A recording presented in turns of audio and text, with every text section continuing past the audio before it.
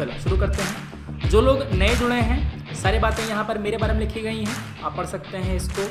7 तारीख से हमारा जो बैच है करंट अफेयर का वो शुरू हो रहा है, और जो 1 ईयर का बैच है ये भी आपका शुरू हो रहा है। और यहाँ पर हमने जो इलेक्शन कमीशन है उसका जो पहला पार्ट है वो डिस्कस कर लिया है। जो आपका अगला पार्ट है मेन फंक्शन का और जो चीज़ें हैं आगे, उसको हम लोग आगे डिस्कस करेंगे, ठीक है। चलिए, हाँ सब आ गए, लक्ष्मी, नंदलाल, स्नेहा, मिनी, तान्हा सब आ गए, बढ़िया। शुरू करते हैं चीज़ों को। बाकी सब बातें पता ही हैं आपको, कहाँ क्या है, एसएन लाइव रेफरल कोड है, फ़ी वगैरह सब पता है आपको। चलिए, जो फंक्शन है उस पर हम आते हैं। अब फटाफट फंक्शन लिखना शुरू करो, क्या क्या काम होता है। Function of election commission, functions of election commission. मैं इसमें कुछ एमसीक्यूज डालने वाला था मगर एमसीक्यूज तैयार नहीं हो पाया इसी कारण से, वरना इसमें एमसीक्यू भी करवाते कमीशन से जुड़े हुए। कोई बात नहीं, ले लेंगे क्लास अगली, उसमें करा देंगे, ठीक है ना। बिना एमसीक्यू के डाइजेस्ट नहीं होगा जो मैंने पढ़ाया है फैक्ट वगैरह, ठीक है। तो सबसे पहला काम क्या होता है, आपका जो इलेक्टोरल रोल होता है उसको तैयार करता है और उसको पीरियोडिकली रिवाइज करता है। जो लोग मर गए उनको रोल से बाहर निकालेगा, जो लोग नए नए वोटर बने हैं उनको रोल में डालेगा, समझ गए। जैसे कि जो लोग नए नए 18 साल के हुए हैं तो उनको रोल में डाला जाएगा कि वही वोटर बन गए, वो भी देंगे वोट, ठीक है। तो इलेक्शन कमीशन करता क्या है, ये प्रिपेयर करता है, prepare and periodically revise electoral roll, ठीक है। बढ़िया। जो वोटर्स हैं उनको ये रजिस्टर करता है, रजिस्टर एलिजिबल वोटर्स, ठीक है। आपका जो शेड्यूल है इलेक्शन का, डेट है, notify dates, schedule of election. इसके एक एक लाइन पर आपके एमसीक्यू बन सकते हैं। कैसे बन सकते हैं, सवाल पूछेगा आपसे, जो लोकसभा के चुनाव हैं इनकी डेट और शेड्यूल कौन नोटिफाई करता है, president of India, election commissioner, speaker of the Lok Sabha, none of the above. जवाब दे लोगे। अभी ना फट से बोल रहे हो कि इलेक्शन कमीशन करता है, एग्जाम हॉल में कंफ्यूज जाओगे, प्रेसिडेंट करता होगा, अरे नहीं नहीं स्पीकर करता होगा, समझ गए। तो इलेक्शन कमिश्नर जो है, कमीशन जो है वो डेट को, शेड्यूल को नोटिफाई करता है, और जिस दिन से आपकी शेड्यूल नोटिफाई हुई उस दिन से मॉडल कोड ऑफ कंडक्ट लग जाता है, अप्लीकेबल हो जाता है, समझ गए। डेट एंड शेड्यूल में क्या डिफरेंस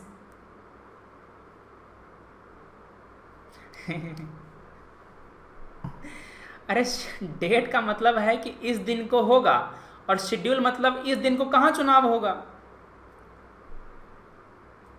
जैसे कि हमारा देश इतना बड़ा है, पूरे देश में एक दिन चुनाव नहीं करवा सकते, तो हमारे यहाँ चुनाव फेजेस में होता है। पहले फेज में इन राज्यों में चुनाव होगा, अगले फेज में इन राज्य में चुनाव होगा, तो पूरा शेड्यूल बनाया जाता है। कोई दिक्कत नहीं है, सवाल कैसा भी हो समस्या की बात नहीं है, ठीक है, ठीक है, बढ़िया। चलो ये बातें हो गई, आगे लिखो।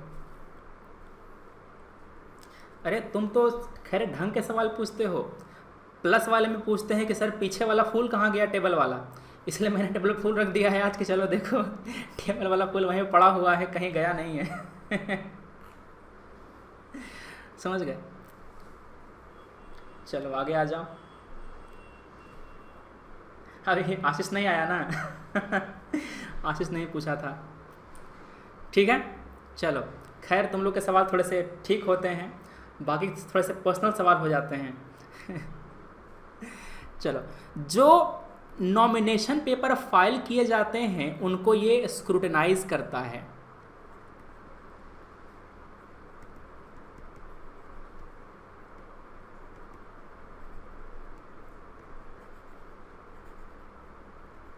ठीक है,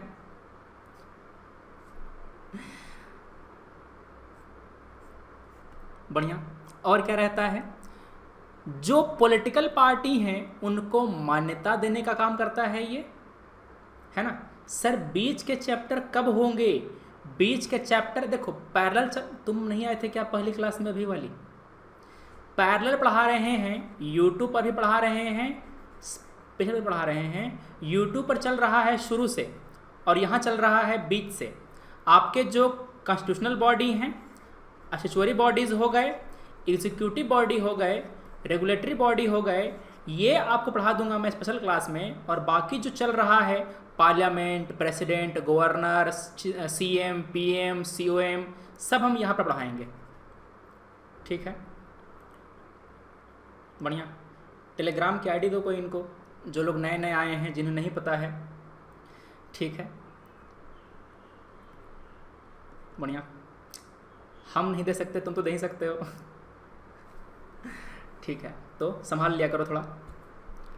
बढ़िया, आगे आ जाओ। मगर तुम लोग दो कैसे हो? तुम्हारे तो देखेंगे ही नहीं बाकी लोग चैट। सही बात है, मैसेज शो नहीं होगा, समझ गए। इनडायरेक्ट भी नहीं कर सकते आप।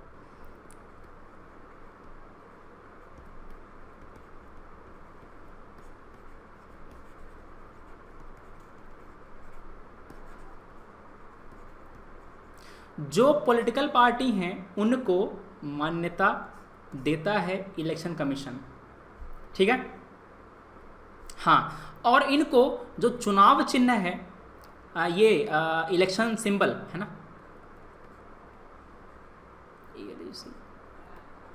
इलेक्शन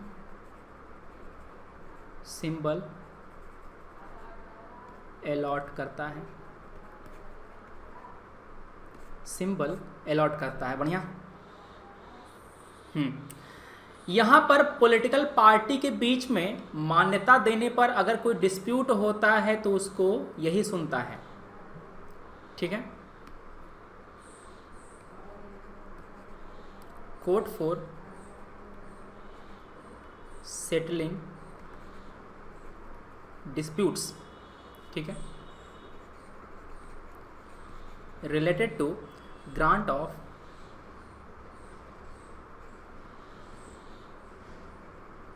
रिकग्निशन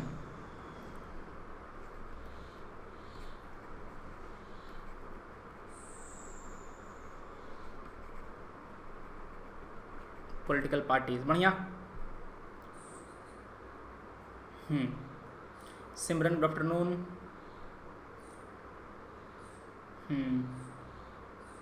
एक दो लोग का दिखा रहा है, वो लोग कर सकते हैं। प्लस वालों टेलीग्राम चैनल बता दो सबको, पता हो तो। चलो आगे बढ़ते हैं।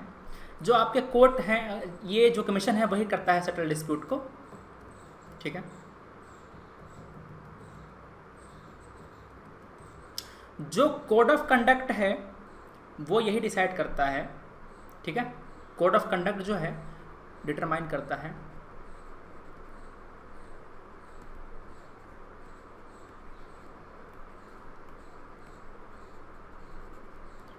Code of conduct to be observed by parties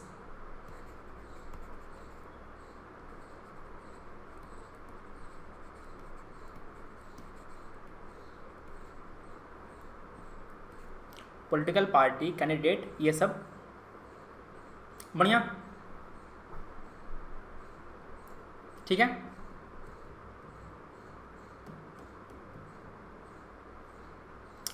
political party हो गया, कैंडिडेट्स हो गए, इन सब के द्वारा जो कैसे किस तरह के कोड को फॉलो किया जाएगा वो सब ये बताता है। ठीक है, मान लो किसी एमपी को डिस्क्वालीफाई कर दिया गया है, मान लो किसी एमपी को डिस्क्वालीफाई कर दिया गया है, तो प्रेसिडेंट को वो एडवाइस देगा कि हटाना है कि नहीं। ठीक है, एडवाइस प्रेसिडेंट, एडवाइस। अच्छा, ये एडवाइस देने का काम इलेक्शन कमीशन के अलावा जो सुप्रीम कोर्ट है वो भी करता है, पता है कि नहीं? क्लियर है? ठीक है, एडवाइस प्रेसिडेंट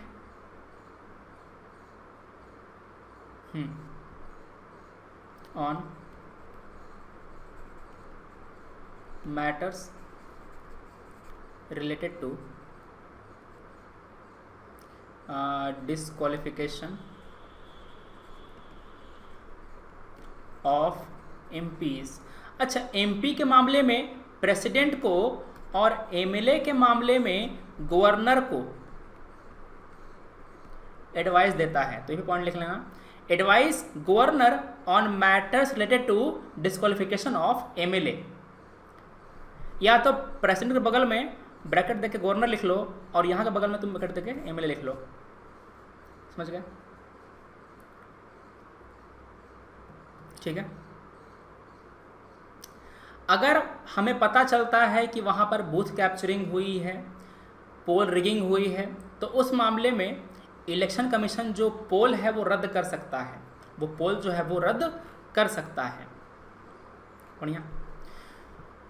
जो इलेक्शन मशीनरी है, मशीनरी का मतलब ये है केंद्र में, राज्य में और डिस्ट्रिक्ट में जो भी लोग चुनाव करवाते हैं, जैसे कि ज़िले में होता है डिस्ट्रिक्ट जो होता है ना डीएम साहब, वो बनते हैं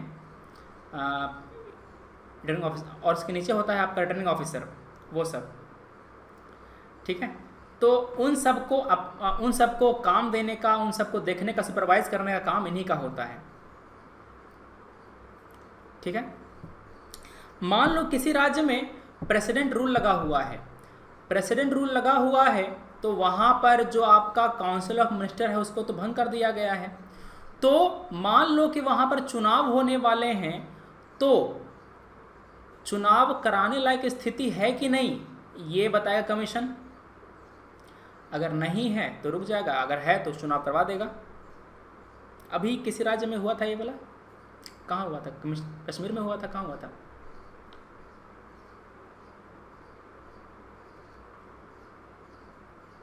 ठीक है, Jammu Kashmir.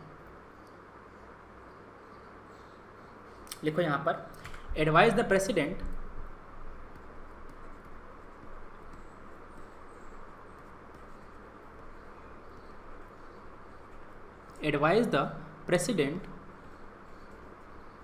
whether election can be held, whether election can be held in a state under president rule,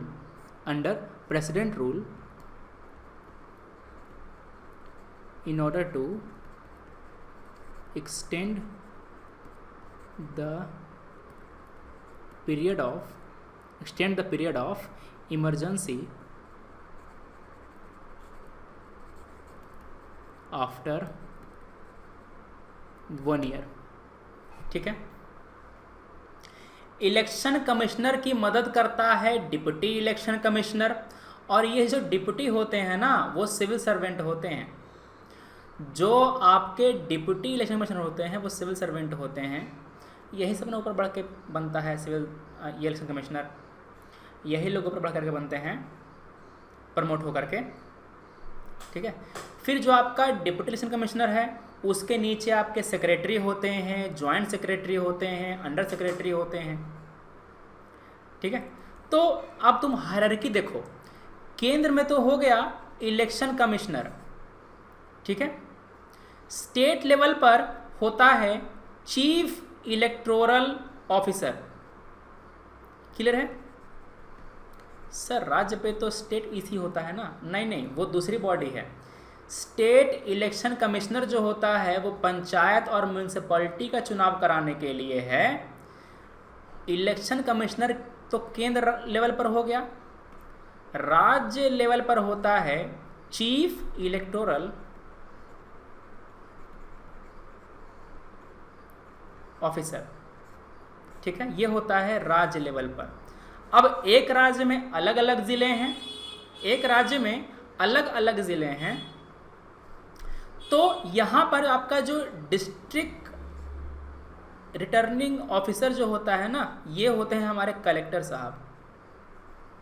जब आईएएस बनेंगे आप बनेंगे डिस्ट्रिक्ट रिटर्निंग ऑफिसर कहते हैं इनको। ठीक है, जो डीआरओ साहब होते हैं वो रिटर्निंग ऑफिसर को और प्रिसाइडिंग ऑफिसर को अपॉइंट करते हैं। डीआरओ साहब क्या करते हैं, वो रिटर्निंग ऑफिसर को अपॉइंट करता है और प्रिसाइडिंग ऑफिसर को अपॉइंट करता है। जो आपका रिटर्निंग ऑफिसर है वो एक कंस्टिट्यूएंसी में होता है।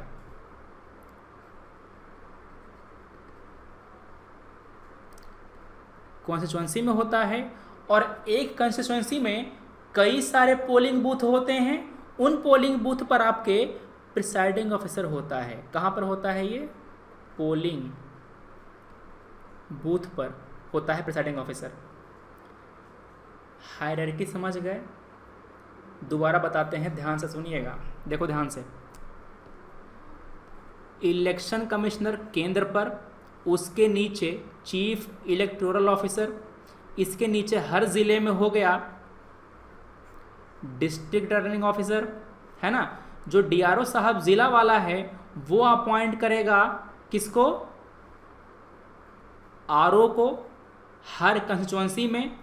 आरओ के नीचे आपका काम करेंगे प्रिसाइडिंग ऑफिसर। ठीक है, और आरओ और पीओ दोनों को डीआरओ ही अपॉइंट करेगा। ठीक है, जो डीएम साहब होंगे वही इन दोनों को अपॉइंट करेंगे। ध्यान से सुनिएगा, ये आप समझ गए होंगे शायद अच्छे से, ये वाले फोटो के जरिए। क्लियर है? ये है केंद्र स्तर पर, राज्य स्तर पर, जिला स्तर पर, और ये आरओ कहाँ पर होता है? कंस्टिट्यूएंसी। क्या बोलते हैं कंस्टिट्यूएंसी को हिंदी में जी? कंस्टिट्यूएंसी को हिंदी में क्या बोलते हैं?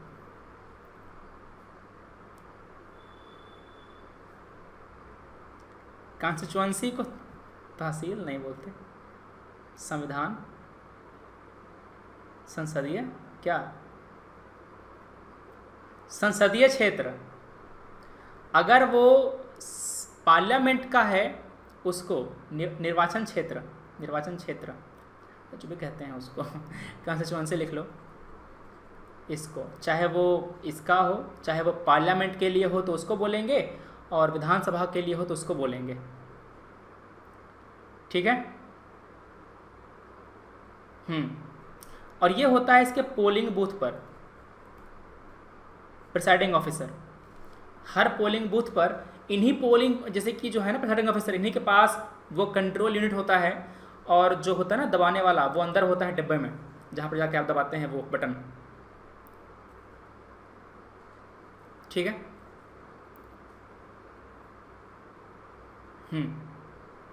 ये समझ गए? कुछ लिमिटेशंस हैं ये कमिश्नर की पावर पे। पहला लिमिटेशन क्या है? ये नहीं मिलेगा इसमें, इसको लिखते जाओ अच्छे से। अब आता है जो लक्ष्मीकांत के सब बाहर का है, लिमिटेशन ऑन पावर्स। पहला क्या है? जो पावर है कमिश्नर के वो प्लेनरी हैं, मतलब कि uncontrolled by the executive.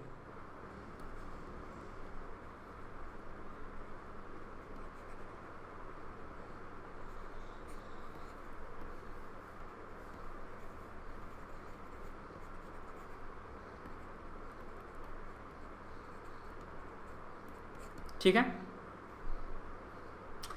Election commission के पावर वहीं पे, पावर मतलब क्या, डिस्कशन में कह रहा हूँ, इलेक्शन कमीशन के पावर वहीं पे अप्लाई होते हैं जहाँ पर संविधान और लॉ चुप होता है। जहाँ पर संविधान ने बातें कह दी हैं, लॉ ने बातें कह दी हैं, तो कमीशन को वही बातें माननी पड़ती हैं। जहाँ पर नहीं कहा है उस पर कमीशन ही निर्णय लेता है। ठीक है, बढ़िया। EC's power apply only where constitution and laws are silent। Model code of conduct को लीगल स्टेटस नहीं दिया गया। मॉडल कोड ऑफ कंडक्ट को लीगल स्टेटस क्यों नहीं दिया गया, इसको लॉ क्यों नहीं बना दिया गया? अगर लॉ बना देगा तो कई सारी समस्याएं होंगी। लिखवा दें। पहला समस्या, अगर मॉडल कोड ऑफ कंडक्ट को लॉ बना दिया गया तो जैसे ही लॉ वायलेट होगा कोई ना कोई जाकर के केस कर देगा कोर्ट में। केस में कोर्ट में केस जाते ही आपका जो चुनाव है वो ठहर जाएगा और आगे समस्या हो जाएगी, आगे चुनाव नहीं हो पाएगा। दूसरा, जैसे ही आपने मॉडल कोड ऑफ कंडक्ट को लिमिट किया, सीमित लॉ बनाया, तो वो सीमित हो जाएगा, क्योंकि लॉ में वेग टर्म्स नहीं हो सकते। मतलब लॉ में मोटे मोटे शब्द नहीं हो सकते, वो लॉ मतलब प्रिसाइज ही होना चाहिए। तो जैसे ही आप मॉडल कोड ऑफ कंडक्ट को लॉ बनाएंगे वो प्रिसाइज हो जाएगा और वो काफ़ी सीमित हो जाएगा। अगर model code of conduct law नहीं है तो वो ब्रॉड है और इलेक्शन कमीशन उस ब्रॉडनेस का फ़ायदा उठा करके बहुत कुछ कवर कर लेता है उस MCC के अंतर्गत। समझ गए क्या? Sir constitution and law are silent means, silent का मतलब ये है कि उन मुद्दों को डील नहीं करता, उन मुद्दों को डील नहीं करता, मतलब उस मुद्दे पर कानून है ही नहीं। समझ गए? जैसे कि मान लो कि चाकू से मारना गुनाह है, मगर किसी को फूल से मार दो गमला समेत तो गुनाह नहीं है, तो वो क्या कहेंगे? वो कहेंगे लॉ साइलेंट है उस मुद्दे पर। समझ गए? तो यही बात है, जहाँ पर संविधान ने, जहाँ पर लॉ ने प्रोविज़न नहीं दिया है उसी उन मुद्दों पर लॉ ये इसी का जो पावर है वो अप्लाई होता है। ठीक है सर, वो मर गया तो गमला समेत मार रहे हैं इसीलिए तो। चलो आगे बातें क्या है।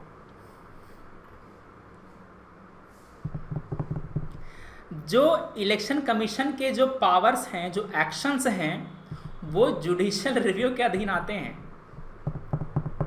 ठीक है, ये मैं लिखवा रहा हूं लिमिटेशंस। ठीक है, लिखो एक्शंस ऑफ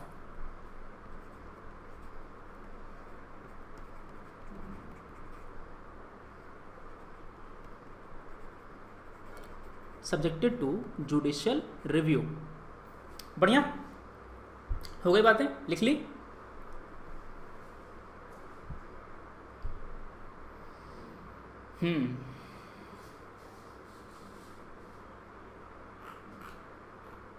आगे लिखो issues faced by the election commission.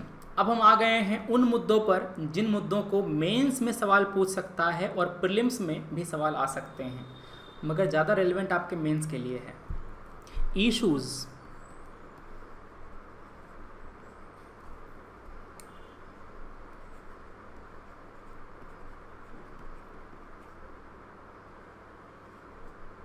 सबसे पहला इशू, संविधान ने क्वालिफिकेशन प्रिस्क्राइब नहीं किया है।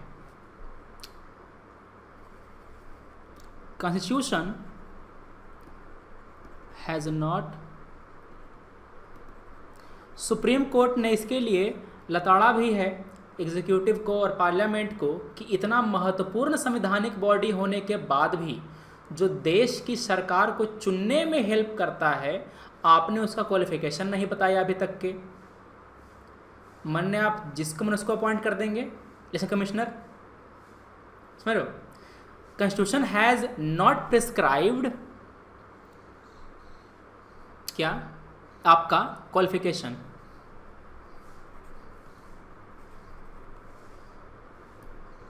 क्वालिफिकेशन मतलब कि लीगल, एजुकेशनल, मतलब 10 पास होना चाहिए, 12 पास होना चाहिए, कितना क्वालिफिकेशन हो उसका, ये सब नहीं बताया है इसने, ठीक है।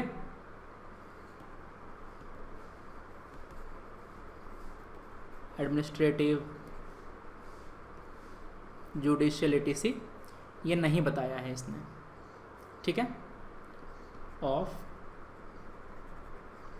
Members of election commission. दूसरा, कॉन्स्टिट्यूशन ने has not specified the term, specified the term. ये संविधान को बताना चाहिए था कि 6 साल के लिए होगा और 65 साल के लिए होगा, ठीक है। किसका? इलेक्शन कमिश्नर का। चीफ का तो पता है, चीफ का तो पता ही है हमको 6 साल और 65 साल। आपका जो इलेक्शन कमिश्नर है, special term of the election commissioner, यही ना बेचारा वो है, क्या बोलते हैं इसको, अनाथ। इनका कोई पता, इनको न सिक्योरिटी ऑफ टेन्योर है, इनका टर्म भी नहीं बताया गया है। चीफ इलेक्शन कमिश्नर ने कह दिया तो इसको हटा सकते हैं, ठीक है। तो यहाँ पर स्पेसिफिकली इलेक्शन कमिश्नर का जो टर्म है वो नहीं डिफाइन किया गया है संविधान में। चीफ का किया गया है 6 साल और 65 साल। अच्छा, 6 और 65 क्या, 6 साल टेन्योर है और 65 साल मैक्सिमम एज है, समझ रहे हो, ठीक है। आगे,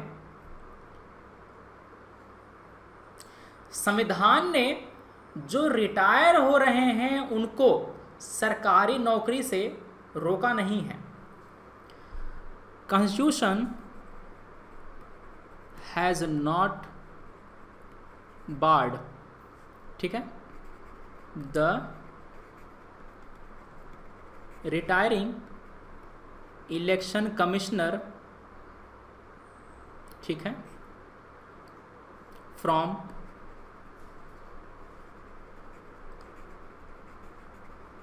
any further appointment, any further appointment by the government. सोचो, अगर चुनाव है और सत्तारूढ़ पार्टी ने लालच दे दिया इलेक्शन कमिश्नर को कि तुम हमारे लिए काम करो, तुमको रिटायरमेंट के बाद हम जॉब सुनिश्चित कर देंगे, तो क्या वो इलेक्शन कमिश्नर इम्पार्शियल काम कर पाएगा? फॉर एग्जांपल, सुप्रीम कोर्ट के जज अरुण मिश्रा अभी कुछ दिन पहले रिटायर हुए, ठीक है, वो गवर्नमेंट के 1 नंबर सपोर्टर थे, बढ़िया।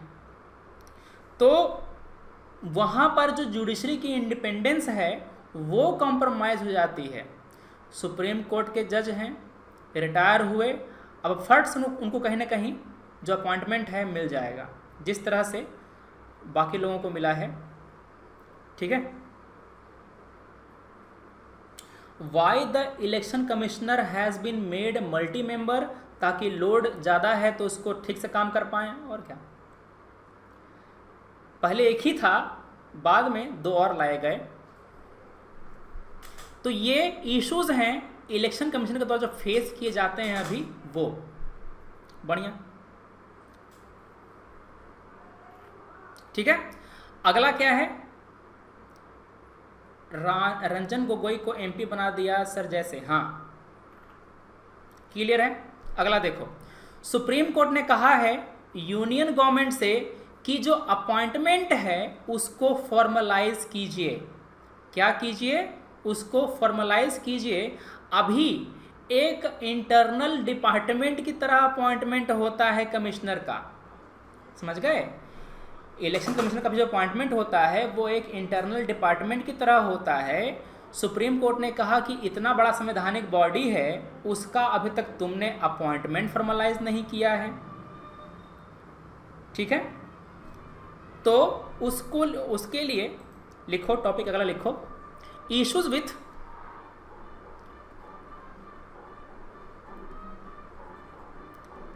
विथ अपॉइंटमेंट ऑफ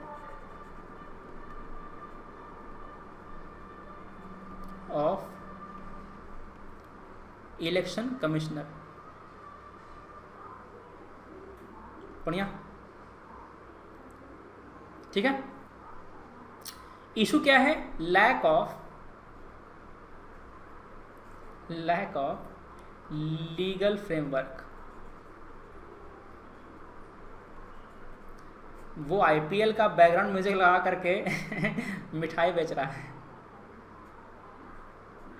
ठीक है। चलिए, यहाँ पर क्या कहा था यूनियन गवर्नमेंट ने ये कहा था कि जो सुप्रीम कोर्ट ने ये कहा था गवर्नमेंट से कि आप जो फॉर्मलाइज है वो कीजिए, ठीक है। यहाँ पर supreme court has asked union government to formalise. अच्छा, आपको सवाल कैसे देगा? सवाल देगा यूपीएससी GS2 में ऐसे कि recently supreme court has asked the union government to formalise the appointment of election commissioner. What are the issues related to the appointment and election commissioner in general, ठीक है। तो आपको यहाँ पर दो बातें डील करनी होंगी कि इलेक्शन कमिश्नर्स के जो अपॉइंटमेंट है उससे जुड़ा हुआ इश्यूज क्या क्या हैं, और दूसरे इश्यूज क्या क्या हैं जुड़े कमिश्नर से, ठीक है। अभी नानी जी को बहुत मिस कर रहे हैं, कैसी हैं वो? अभी तो गेट खोल के आई थी, गिलास लेके गई। अभी आवाज़ आई होगी गेट खोलने की, ठीक है। चलो, हाँ, अब बातें जो है बस ध्यान से सुनना, इसको ध्यान से सुनिएगा।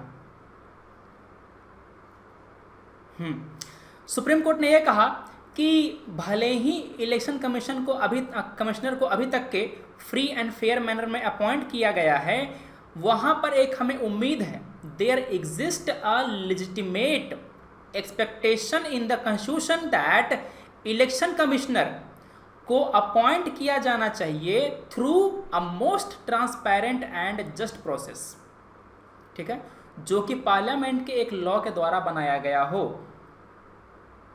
समझ गए। तो सुप्रीम कोर्ट की ये बातें थी कि आप लॉ पास कीजिए, फिर उसके ज़रिए आप अपॉइंटमेंट कीजिए, क्योंकि अभी there is a lack of parliamentary law, there is lack of any transparency.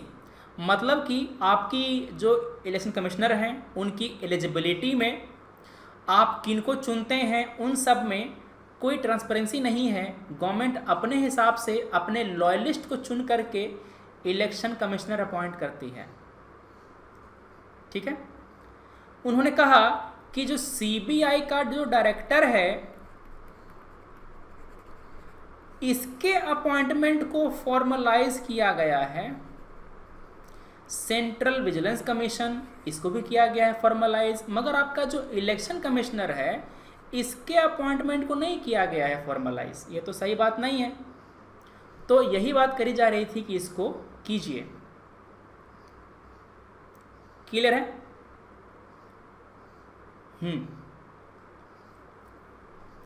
आपने कुछ क्वेश्चन पूछे हैं अभी हमसे, उसका जवाब अब देने का समय है। ध्यान से पॉइंट लिखिएगा, बोलता रहूँगा, लिखिएगा आप। जो आपके चीफ इलेक्शन कमिश्नर हैं और जो इलेक्शन कमिश्नर हैं, फॉर्मलाइजेशन का मतलब होता है एक विधि के ज़रिए करना, एक प्रोसेस के ज़रिए करना, एक लिखित प्रोसेस होता है, उसके ज़रिए अपॉइंटमेंट किया जाएगा। अभी क्या होता है कि आपका जो चीफ इलेक्शन कमिश्नर है और जो इलेक्शन कमिश्नर है, इसको प्रेसिडेंट अपॉइंट करता है, ठीक है, इसको प्रेसिडेंट अपॉइंट करता है और प्रेसिडेंट केवल काउंसिल ऑफ मिनिस्टर को ही कंसल्ट करता है। लिख लो इसको, लक्ष्मी में नहीं मिलेगा। ठीक है, दोनों को प्रेसिडेंट अपॉइंट करता है और मंत्रिमंडल को कंसल्ट करके करता है।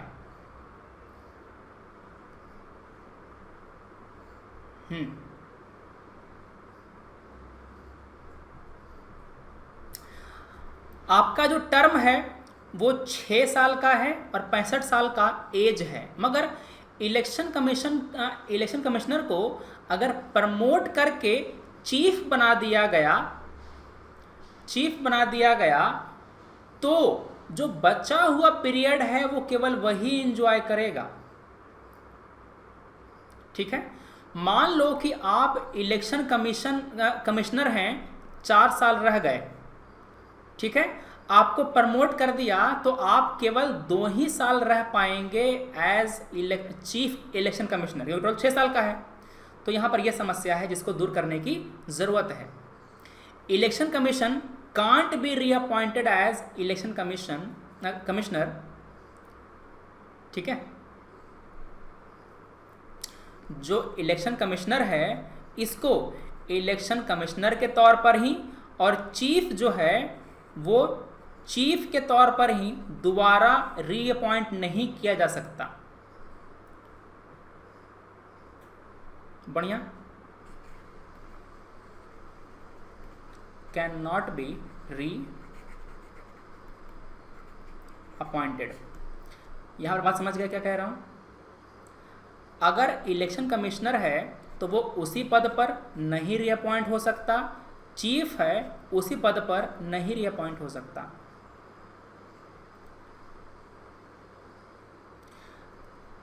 CEC and EC appointed by president, but sir, then president is only appointed by them.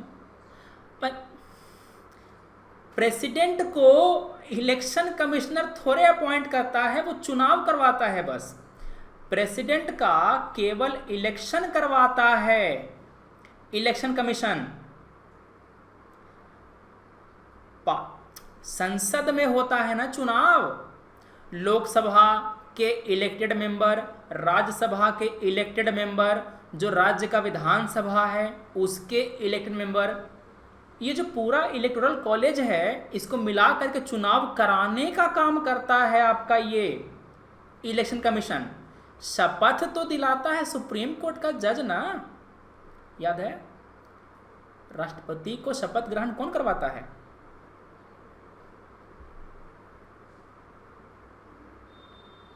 है कि नहीं? तो प्रेसिडेंट का चुनाव करवाता है इलेक्शन कमीशन। बढ़िया, ठीक है। एक बात और लिखिए, एक इशू सबसे बड़ा और है। देखो, चीफ इलेक्शन कमिश्नर को तो इसको तो रिमूव कर सकते हैं सुप्रीम कोर्ट के जज के जैसे, only in the manner and process like a supreme court जज। मगर बेचारा छोटा भाई है इलेक्शन कमिश्नर, इनको रिमूव कर सकता है प्रेसिडेंट ही। ध्यान सुनिएगा, प्रेसिडेंट ही रिमूव कर सकता है, ठीक है, only on the recommendation of chief election commissioner. Lakshmi में नहीं है, इसे लिख लो। समझ के बाद जो तीनों स्लाइड है पीछे वाली, यहां से लेकर के पहली स्लाइड ये हो गई, लिख लिया तो लिख लो, नहीं तो स्क्रीनशॉट ले लो, लिख लेना। ले लिया स्क्रीनशॉट, ठीक है। अब इसका ले लो, नंबर दे देते हैं। ये हो गया पहला नंबर, ये हो गया दूसरा नंबर, ले लिया स्क्रीनशॉट। ये हो गया तीसरा नंबर, थर्ड स्लाइड।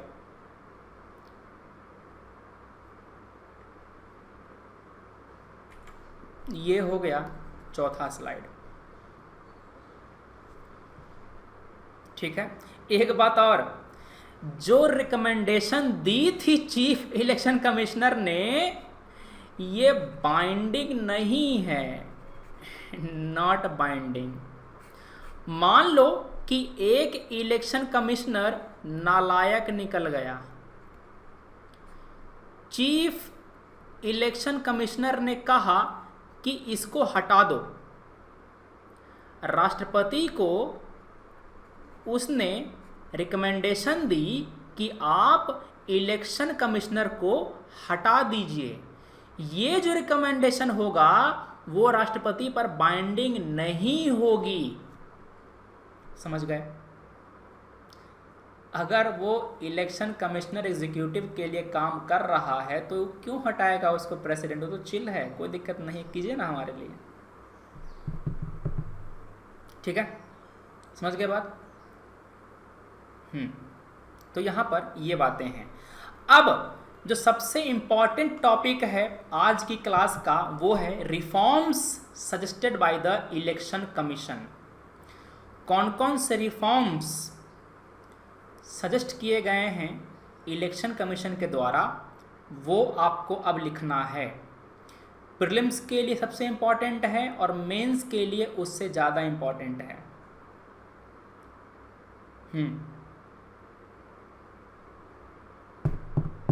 लिख लिया? चलो आगे लिखो। रिफॉर्म्स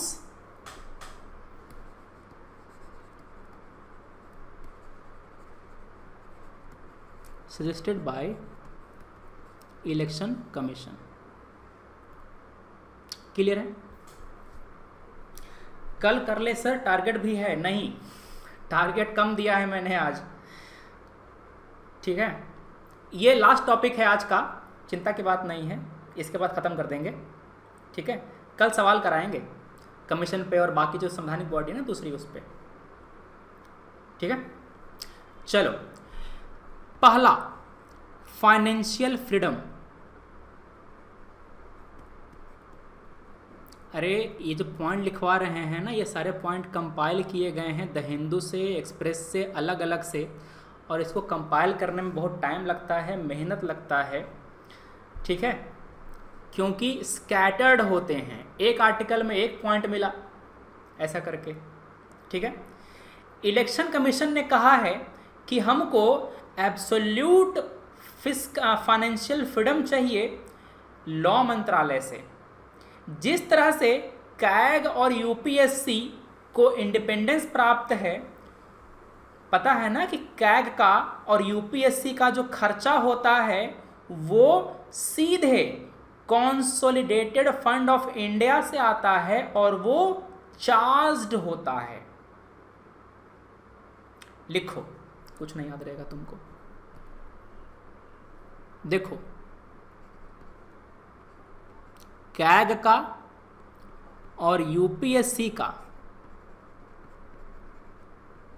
खर्चा पानी क्या है? चार्ज्ड ऑन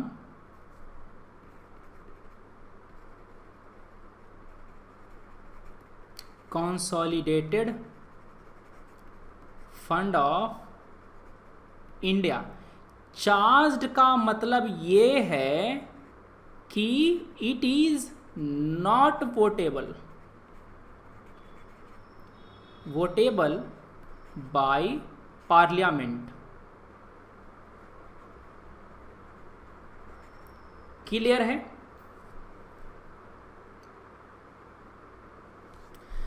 इलेक्शन कमीशन कहता है कि हम सौतेला थोड़े हैं।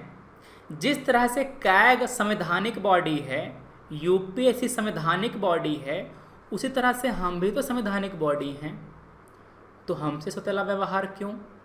We need absolute financial freedom from law ministry. EC need absolute financial from law ministry. बढ़िया, ठीक है, क्लियर है?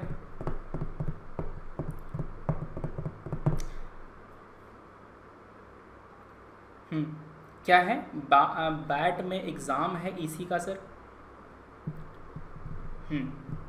और क्या है? अभी क्या होता है, अभी जो पैसा खर्चा पानी है it is votable. Currently it is votable by parliament. Sir vote down कर दिया तो फाइनेंस कमीशन को पैसा नहीं मिलेगा, रह जाएगा ऐसे ही। क्लियर है?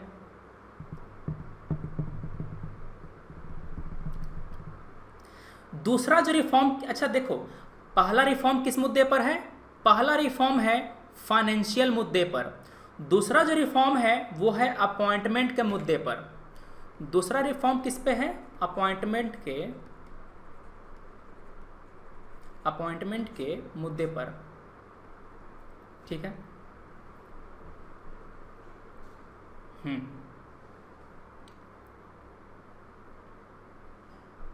इसमें क्या कहा गया है कि जब आप इलेक्शन कमिश्नर को और चीफ कमिश्नर को आप जब अपॉइंट करेंगे, प्रेसिडेंट जब अपॉइंट करेगा, तो वो काउंसिल ऑफ मिनिस्टर को केवल कंसल्ट करता था ना। देखो यहाँ पे क्या करता था, वो केवल काउंसिल ऑफ मिनिस्टर को कंसल्ट करता था। मगर ये रिकमेंडेशन दिया गया है कि अब एक पैनल को कंसल्ट करेंगे। अभी ये हुआ नहीं है, ये केवल रिकमेंडेशन है। ठीक है, लिखो इसको। while appointing chief election commissioner and election commissioner, president should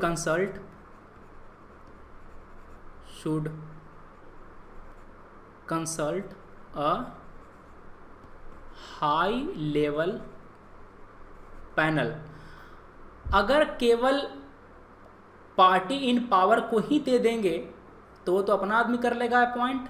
तो ये जो आपका हाई लेवल पैनल है ना, इसमें पीएम होगा, लॉ मिनिस्टर होगा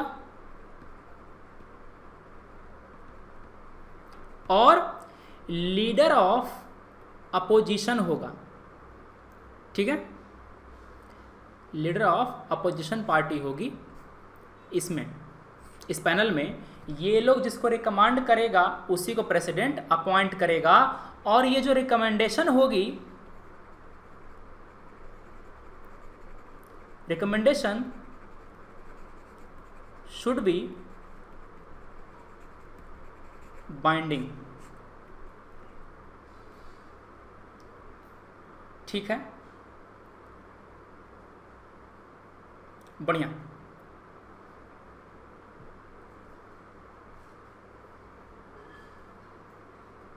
ठीक है, ये जो आप सारा पढ़ रहे हैं इलेक्शन कमीशन के बारे में, जब मैं फोरम आईएएस में था तो ऐसे में वहाँ पढ़ाता था।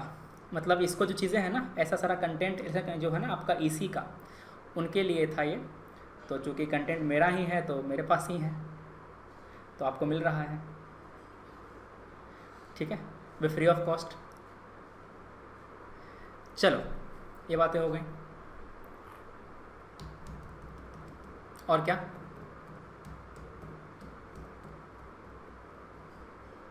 जिस तरह से चीफ इलेक्शन कमिश्नर को कहा गया है कि तुम सुप्रीम कोर्ट के जज के जैसे ही हटोगे, वैसे ही जो इलेक्शन कमिश्नर हैं उनको भी वैसे ही हटाया जाए। मतलब उनको भी सिक्योरिटी ऑफ टेन्योर दिया जाए, है कि नहीं? क्लियर है? आगे लिखो अपॉइंटमेंट में ही ना, इसमें रिमूवल में लिखो। तीसरा हो गया रिमूवल ना, तीसरा हो गया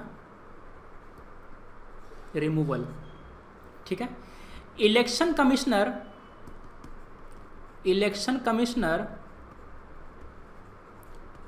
should be removed only in manner like Supreme Court जज। नंदिनी पूछ रही हैं इलेक्शन कमीशन कॉन्स्टिट्यूशनल है? हाँ जी। चलिए आसान सवाल था, कोई दिक्कत नहीं है। हाँ, अब आती है बात इंडिपेंडेंस की। अब आती है बात इंडिपेंडेंस की।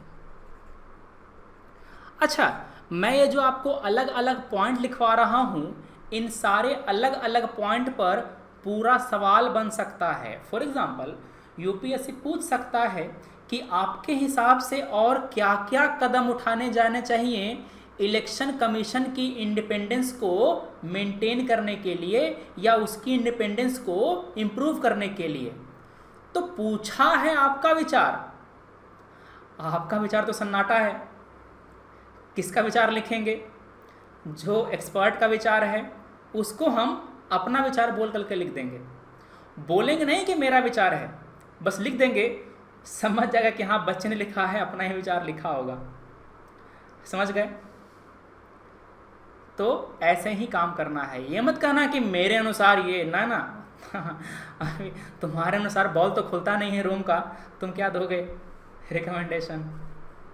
समझ गए? तो लिखना है एक्सपर्ट का ही, बस समझ गए? चलो, क्या कहा? कह रहा है कि अगर चीफ इलेक्शन कमिश्नर, अगर आपका जो चीफ इलेक्शन कमिश्नर है और जो आपका इलेक्शन कमिश्नर है अगर वो रिटायर हो गया तो वो कोई ऑफिस ऑफ प्रॉफिट होल्ड नहीं करेगा। क्या करेगा? वो ऑफिस ऑफ प्रॉफिट होल्ड नहीं करेगा रिटायरमेंट के बाद, स्टेट के अंतर्गत भी। समझ गए?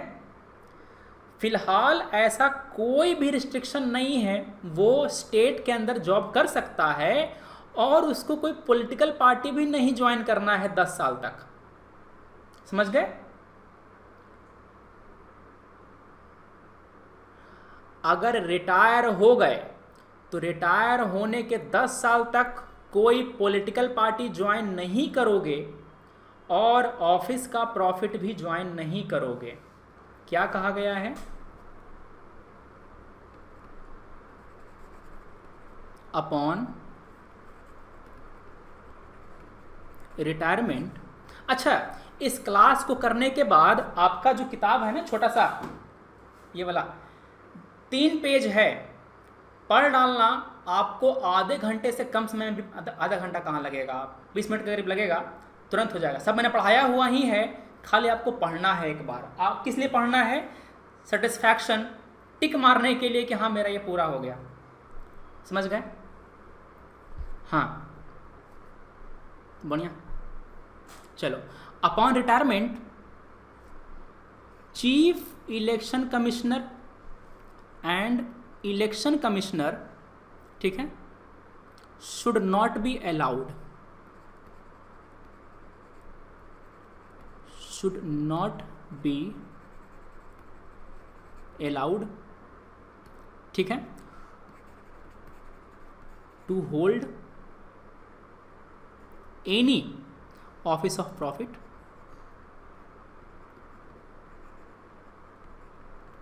ऑफिस ऑफ प्रॉफिट, बढ़िया, office of profit under the state,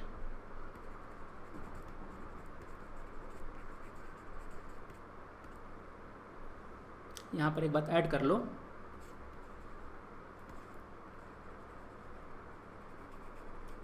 currently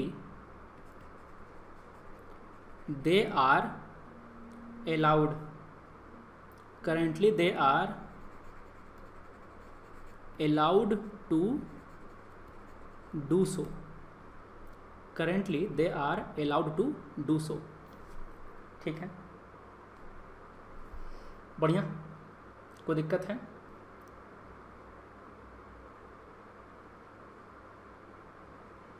ये तो हो गई बात ऑफिस ऑफ प्रॉफिट की। पॉलिटिकल पार्टी वाला भी तो है ना। नाइदर, आगे लिखना, अगले पेज में लिखने जा रहा हूँ, neither neither be allowed to join any political party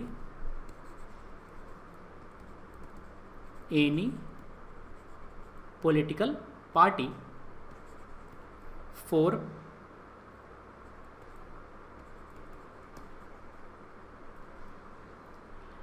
10 years from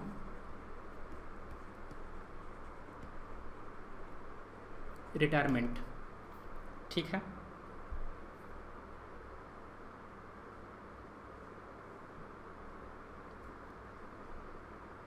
दस साल के बाद ही जिनको ज्वाइन करना होगा वो करेंगे। तो ये हो गई बातें आपकी जो इंडिपेंडेंस है उसकी। यहाँ पर मैंने 2 रिकमेंडेशन दी हैं। ठीक है, अब यहाँ पर एक होता है प्रमोशन का। मैंने बताया था कि जो आपका इलेक्शन कमिश्नर है वही प्रमोट होकर के ऊपर जाता है। ठीक है, तो यहाँ पर जो प्रिंसिपल ऑफ सीनियरिटी है वो फॉलो किया जाना चाहिए। तो ये तो हो गया आपका चौथा पॉइंट, ये आपका हो जाएगा पांचवा point. While appointing chief election commissioner, ठीक है, सीनियोरिटी, ठीक है, SENIORITY, seniority principle should be followed.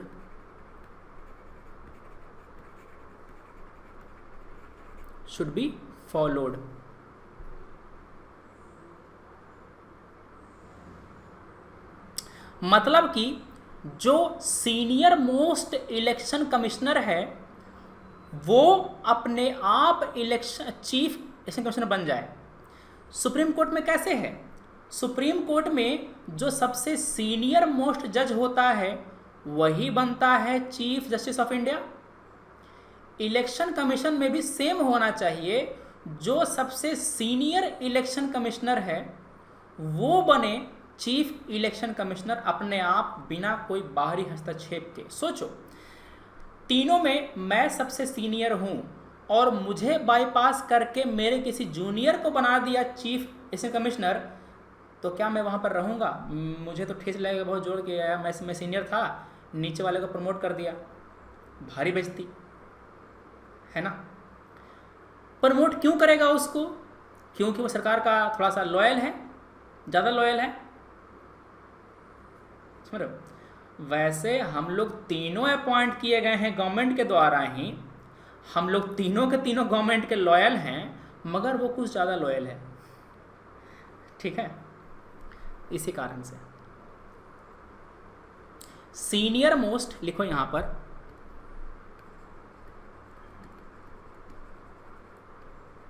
Senior most election commissioner should be automatically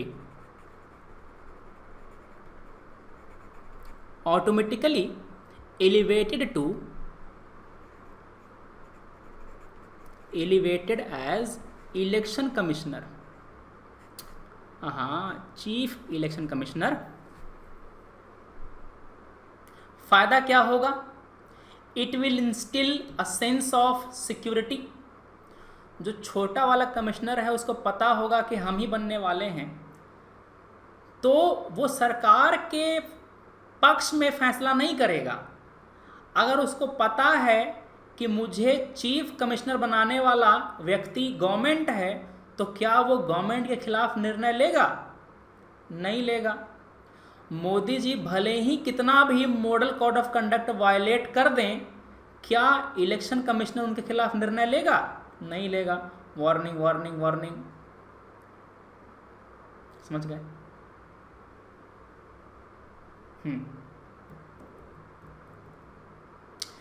फायदा क्या होगा ये लिखो यहां पर। फायदा क्या होगा? It will instill a sense of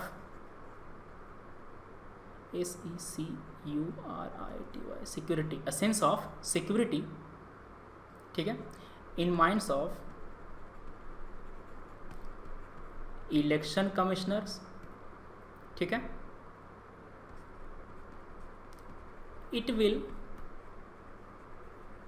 ensure that election commissioner are insulated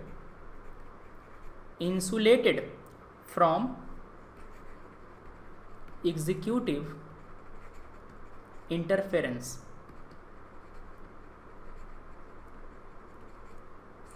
जब मुझे पता है कि मैं गवर्नमेंट के लिए काम नहीं करूंगा तब भी मैं बन जाऊंगा, तो मैं उसके लिए काम क्यों करूंगा? जो फ्री एंड फेयर काम है मैं वही करूंगा। तो चूंकि मेरा इंडिपेंडेंस बरकरार है, मुझ पर कोई इन्फ्लुएंस नहीं है एग्जीक्यूटिव का, तो बढ़िया बात है। समझ गए बात? तो यहाँ पर ये बातें हैं।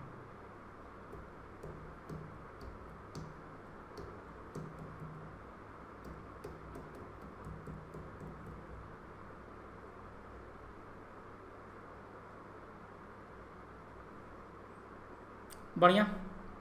अभी क्या है कि इलेक्शन कमिश्नर को कुछ ज़्यादा पावर नहीं दिया गया है, तो उनको बार बार आर्टिकल नंबर 324 की ओर रिसॉर्ट करना पड़ता है। आर्टिकल नंबर 24 की ओर ही क्यों सर? क्योंकि आर्टिकल नंबर 24 कहता है कि इलेक्शन कमीशन के पास रहेगा absolute power to superintend and ensure a free and fair election. चूंकि कमीशन को पावर दिया गया है फ्री एंड फेयर इलेक्शन करवाने का, तो कोई भी कदम उठा सकता है। तो वहाँ पर जो बात ये है कि आपका इलेक्शन कमिश्नर को बार बार 324 का पावर न इस्तेमाल करना पड़े, इसीलिए कोई लॉ बना करके पावर दिया जाए कमिश्नर को, मतलब इलेक्शन कमीशन को, ठीक है, वैसा। बढ़िया।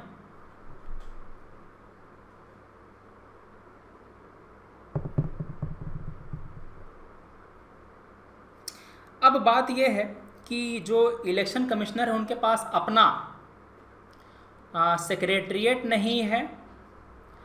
वो DOPT जो होता है ना, department of personnel and training, उस पर रहता है निर्भर अपने लोगों की भर्ती के लिए। तो चूंकि आप गवर्नमेंट पर डिपेंडेंट है तो सही नहीं है। तो इसी कहता है कि हमको अपना काम करने दो। कौन सा पॉइंट है वाला? छठा पॉइंट है वाला। छठा पॉइंट है election commission has proposed what? Independent secretariat, independent सचिवालय फॉर इटसेल्फ,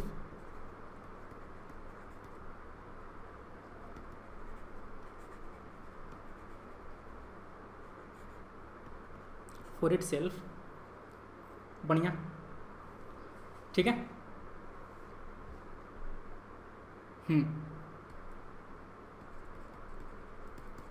उसके बाद it will not have to be depend on DOPT, department of personnel and training, to appoint its officers, ठीक है। सातवां ये है सिक्योरिटी ऑफ टेन्योर का, कि आपको कुछ संवैधानिक जो सिक्योरिटी है वो दी जानी चाहिए तीनों को, मतलब एक चीफ हो गया और बाकी दो गो कमिश्नर हो गए, ठीक है। फिलहाल तो केवल CEC को ही मिला हुआ है, जो बाकी दोनों हैं, दोनों इलेक्शन कमिश्नर्स को भी कॉन्स्टिट्यूशनल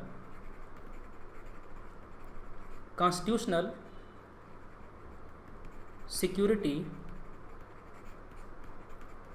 मिलनी चाहिए। बढ़िया। DOPT का मतलब होता है department of personnel and training, personal PERSONNEL।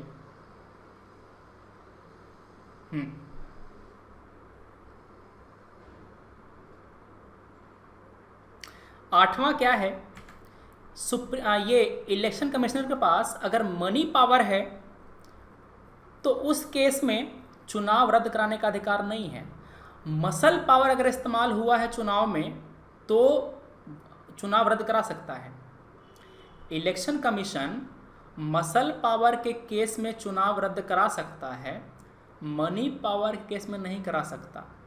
तो कमीशन ने ये कहा है कि हमको, जैसे कहते हैं ना, एक प्रार्थना है वो वाला, इतनी शक्ति मुझे देना दाता इतनी शक्ति मुझे देना कि हम मनी पावर वाला जो इशू है चुनाव में, उसकी वजह से अगर कोई दिक्कत होती है चुनाव में तब भी हम उसको करा सकें।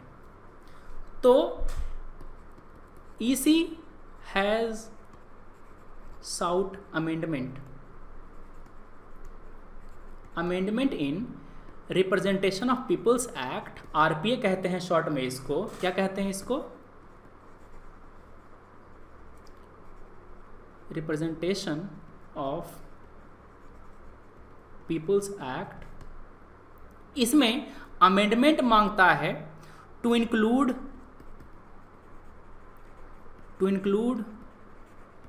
specific powers to postpone या countermand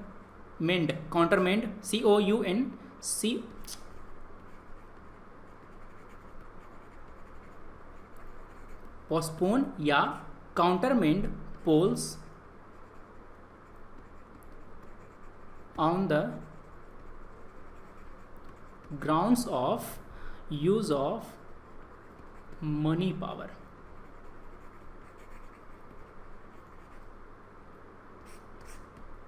ये हो गए आपके मेन रिकमेंडेशन जो इलेक्शन कमीशन ने दिए हैं अपने लिए। ध्यान सुनिएगा, अपने लिए।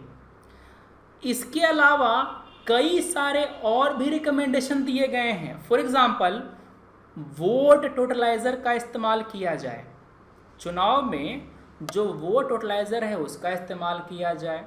ऐसे रिकमेंडेशन इलेक्टोरल रिफॉर्म के लिए दिए गए हैं। अभी जो मैंने रिकमेंडेशन लिखाया है 8, ये इलेक्शन कमीशन में रिफॉर्म के लिए मैंने दिया है। समझ के बाद 8 रिकमेंडेशन इलेक्शन कमीशन में रिफॉर्म के लिए है। चुनाव में रिफॉर्म लाना है तो वो मैं जब आरपीए पढ़ाऊंगा तो उसको मैं कराऊंगा अलग से। 8वां पॉइंट ये कहता, जो पॉइंट हमने लिखा हुआ वो ये कहता है कि रिप्रेजेंटेशन ऑफ पीपल एक्ट में अमेंड करके हमको ऐसी शक्ति दे दो कि अगर चुनाव में मनी पावर का इस्तेमाल हुआ हो तो मैं उस चुनाव को रद्द करा सकूं, उस चुनाव को पोस्टपोन करा सकूं।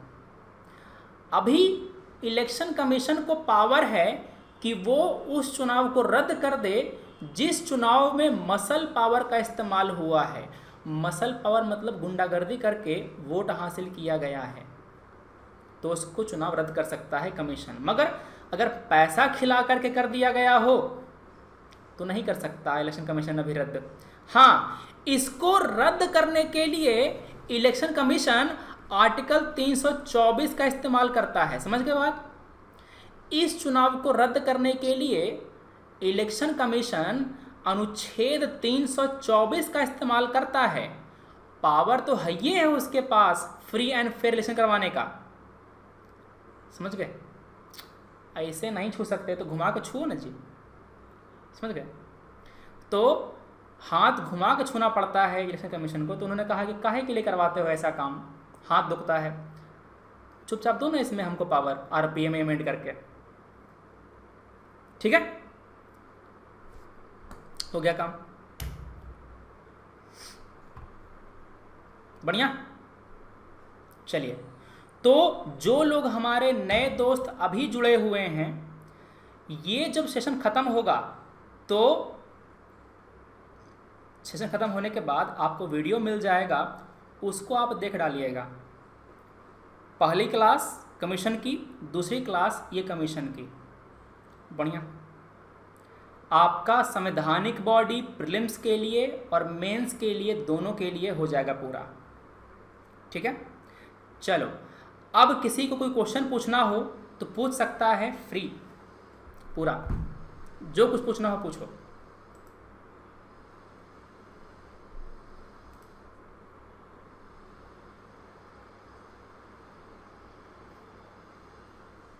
ये कौन है?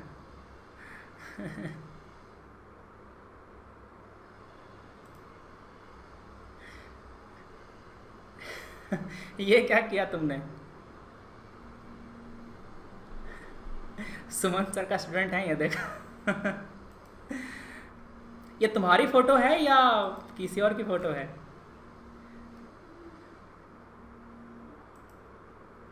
अच्छा, तुम्हारी फोटो है, थैंक यू।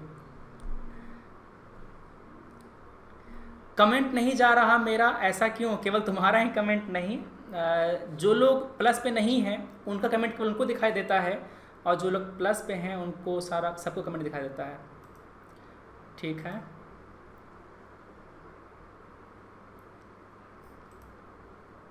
एक और कमेंट है, कमेंट नहीं आ रहा तो आपको अच्छा लग रहा होगा। नहीं नहीं, मुझे सारे कमेंट दिखाई देते हैं, आपका कमेंट बस आपको दिखाई देता है। आपने ब्लॉक कर दिया है क्या सर जी? नहीं यार, हम किसी को ब्लॉक नहीं करते, कितना भी उपद्रव मचा लो, मेरा टॉलरेंस पावर बहुत ज़्यादा है, हम ब्लॉक नहीं करते। ठीक है, बस ये थोड़ा सा चैट में कुछ वो है, बढ़िया। तो ये बातें हो गई, और कुछ पूछना हो तो पूछ सकते हो। सोच रहा हूँ फिर से टकला हो जाऊँ, क्या बोलते हो? यार बाल नहीं रहता तो बहुत सही रहता है।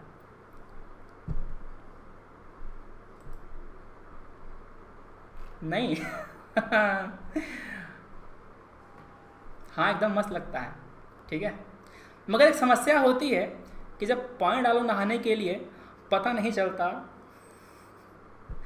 ये समस्या होती है।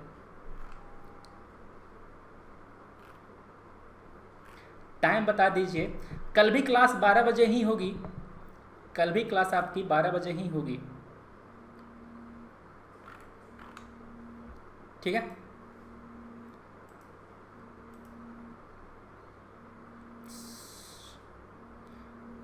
Thank you Annapurna, thank you sir. अब क्लास में ऐसा ही होता है कि चैट ऑफ, तो अच्छा है ना, चैट नहीं है तो बढ़िया है, कोई डिस्टर्ब करने वाला नहीं है, आराम से पढ़ाई करोगे, तुम्हारा ध्यान नहीं भटकेगा। हाँ, अब आती है बात किसकी? अब आराम से एक काम करना, ये तो हो गया, किताब जो है ना ये लक्ष्मीकांत वाली 3 पेज हैं, बस पढ़ लेना उसको। ठीक है, और कुछ पूछना है? कोई भी डाउट? तुम्हारे मैं कमेंट देख सकता हूँ, तुम पूछ सकते हो कुछ भी।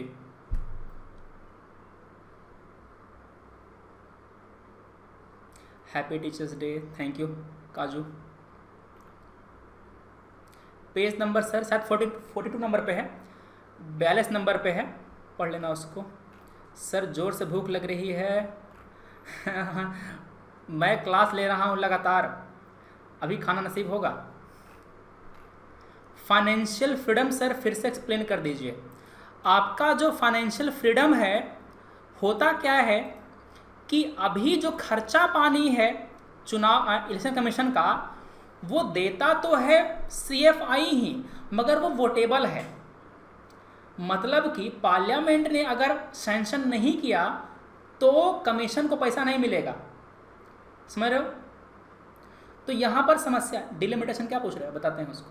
तो यहाँ पर समस्या हो जाएगी, इसीलिए कहा गया है कि जिस तरह से कैग का और UPSC का खर्चा पानी चार्ज्ड है, चार्ज्ड मतलब कि पार्लियामेंट से बिना पूछे हम निकाल सकते हैं। फॉर एग्जांपल, पापा का पर्स है, पापा के पर्स में से मम्मी बिना पूछे पैसा निकाल सकती है, मगर बच्चे बिना पूछे पैसा नहीं निकाल सकते।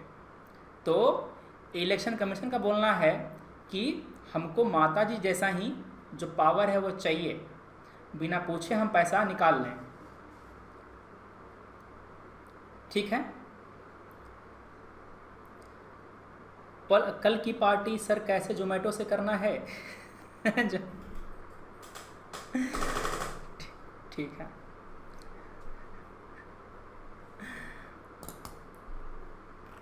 और बताओ। Monika good afternoon. और कुछ क्वेश्चन, कोई भी क्वेश्चन पूछो। डिलिमिटेशन पूछना है आपको। हाँ, तो डिलिमिटेशन क्या होता है? देखो, भारत की जनसंख्या बढ़ रही है, किसी एरिया का जनसंख्या तेज बढ़ेगा, किसी एरिया की जनसंख्या धीरे बढ़ेगा। क्लियर है बात? तो जिस एरिया का जनसंख्या ज़्यादा बढ़ा है वहाँ पर हमें करना क्या है?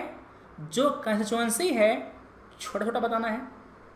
मेरा पर्पस क्या है? पर्पस ये है कि एक MP equal number of people को रिप्रेजेंट करे। मतलब कि अगर 1000 पर एक एमपी हमने अपॉइंट किया है तो उस 1000 लोग पर भी एक एमपी अपॉइंट करना चाहिए। फॉर एग्जाम्पल देखो ध्यान से, इतने बड़े एरिया में 1000 लोग हैं, यहाँ पर मैंने एक एमपी अपॉइंट कर दिया। यहाँ पर बहुत ही ज़्यादा डेंसिटी है, इतने एरिया में ही 1000 लोग हो गए, तो यहाँ मुझे एक एमपी देना पड़ेगा।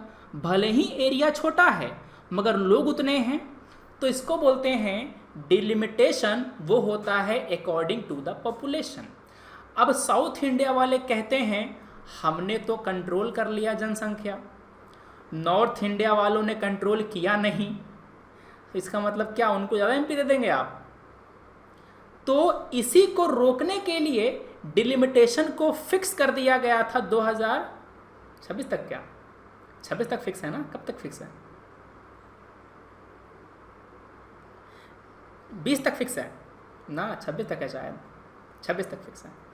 ठीक है, तो यहाँ पर किया गया है कि जो जनसंख्या कंट्रोल है इसको इंसेंटिवाइज करने के लिए ऐसा काम किया गया है। मैक्सिमम कितने पॉपुलेशन तक एक एमपी होता है? एमपी की संख्या फिक्स है, पता है ना कि मैक्सिमम कितना होता है? पार्लियामेंट में मैक्सिमम नंबर ऑफ एमपी की संख्या फिक्स है, बस हमको डिवाइड करना होता है। फॉर एग्जांपल, क्लासरूम में 100 सीटें हैं, मुझे पता है कि पूरे भारत में 100 लोगों को चुनना है। ठीक है, और भारत की जनसंख्या है 1000। समझ लो क्या है?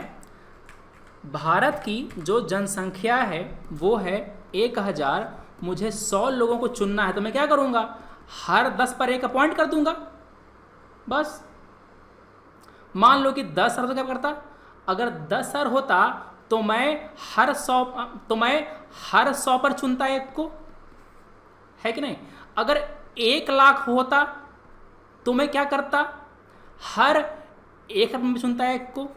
तो नंबर ऑफ सीट तो मेरा फिक्स है, बस जनसंख्या बढ़ेगा तो मैं उसको रेशनलाइज कर दूंगा कि हाँ यहाँ से अब इतने लोग चुनाएंगे, ऐसा करके।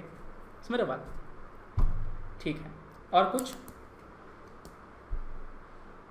क्या इसमें एक्ट भी होगा? इसमें एक्ट भी आएगा, मतलब क्या राज शर्मा?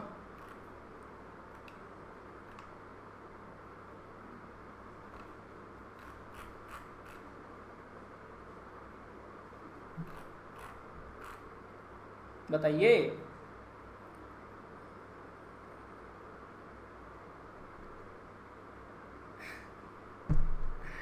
और कोई सवाल?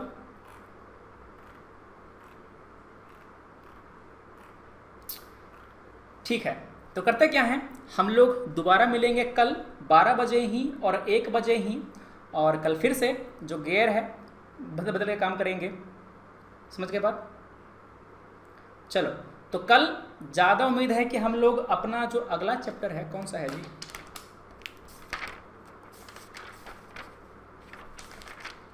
कमीशन के बाद अगला है यूपीएससी। तो यूपीएससी और एसपीएससी दोनों का मैं पैरेलल पढ़ाऊंगा। वैसे ही फाइनेंस कमीशन को एक दिन हो जाएगा, और इलेक्शन कमीशन फॉर एससी और एसटी वो दोनों भी मैं एक ही दिन कराऊंगा।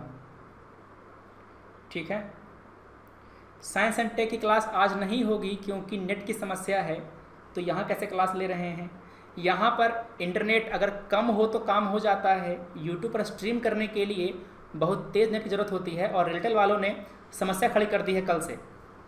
इसी कारण से कल अटक रहा था सेशन, क्योंकि नेट की समस्या थी, इसीलिए आज भी क्लास नहीं ले पाया। समझ गए बात? चलो, तो आपका एक दिन हो जाएगा कैग और एक दिन हो जाएगा आपका special officer for linguistic minority, और सवाल भी कराएंगे अटॉर्नी जनरल पर, एडवोकेट जनरल पर। उसके बाद आपका आ जाएगा वैधानिक body, NITI Aayog, NHRC, SHRC, CIC, SIC, CVC, CBI, Lokpal, ये सब। ठीक है, चलो बढ़िया हो गया। जाओ खा पी लो और फिर कल मिलते हैं। ठीक है, चलो, thanks for watching, take care, जय हिंद।